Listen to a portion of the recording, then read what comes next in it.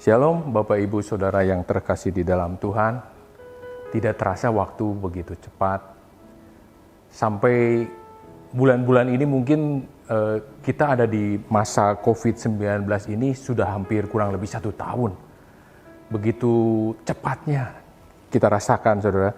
Kalau saudara dan saya ternyata masih ada hari ini, tetaplah bersyukur. Pasti Tuhan punya rencana buat hidup setiap saudara dan saya.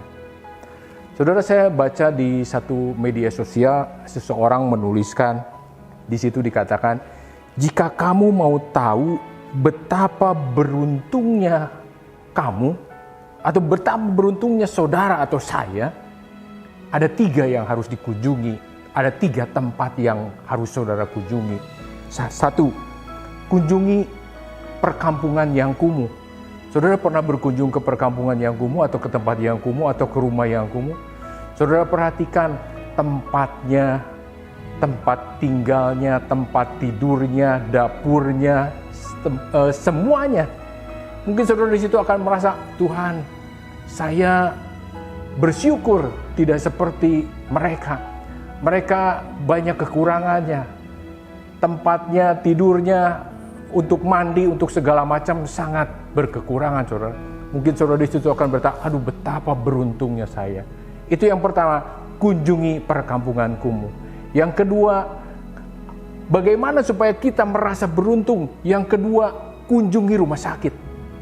Saat-saat ini mungkin sudah sulit untuk berkunjung ke rumah sakit. Tetapi sebelum masa COVID-19 ini, saudara datang ke rumah sakit mungkin masih mengingat, kita melihat orang tidur di rumah sakit, di barak. Mereka ada yang diinfus. Mau kelas 1 sampai kelas VIP ketika kita ada di rumah sakit. Tidak ada enaknya saudara. Tidak ada rasa keberuntungan kita. Saudara dan saya sampai hari ini masih dalam keadaan baik. Tetap bersyukur. Tetap berkata menguntungkan buat kehidupan saudara dan saya. Lalu yang ketiga, tempat apa supaya kita merasa betapa beruntungnya kita? Yaitu ketika kita mengunjungi pemakaman. Pemakaman, rumah duka, atau kita melihat orang yang meninggal. Karena ketika sudah meninggal, tidak ada lagi yang bisa diperbuat. Ketika kita masih hidup, kita masih bisa menjadi saluran berkat. Kita masih bisa melakukan banyak hal. Tuhan masih bisa melakukan banyak hal buat hidup saudara dan saya ketika kita masih hidup. Jadi ketiga tempat itu kita akan merasa beruntung. Rumah kumuh, rumah sakit, pemakaman atau kuburan. Saudara, kalau saya perhatikan orang ini menulis, berarti untuk mengucap syukur harus ada alasan. Harus ada alasan. Alasan kita mempertimbangkan dengan orang lain. Oh, orang lain tidak seperti saya. Saya tidak seperti orang lain, bandingkan terus. Saya tidak seberuntung, mereka tidak seberuntung saya. Jadi harus ada waktunya kita bersyukur, mengucap syukur. Sepertinya harus ada alasan, baru kita bersyukur. Baru ada alasan setelah semuanya kita dapatkan, baru kita bersyukur. Kita sehat, baru kita bersyukur. Tetapi firman Tuhan katakan tidak demikian, saudara. Jangan kita dengan alasan untuk kita bersyukur kepada Tuhan. Tetaplah bersyukur. Di Mazmur 107 ayat 1 dikatakan, bersyukurlah kepada Tuhan sebab Ia baik.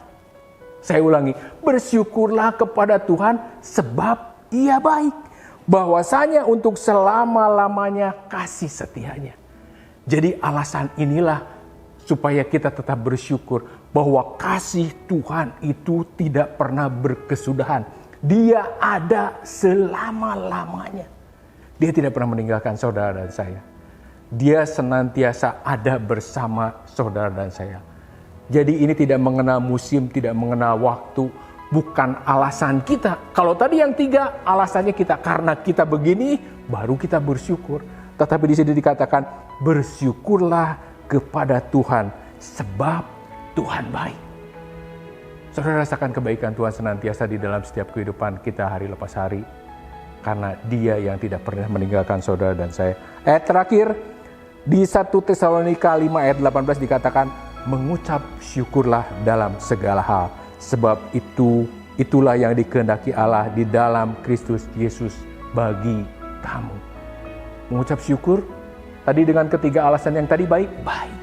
Tetapi yang terpenting mengucap syukurlah di dalam segala hal.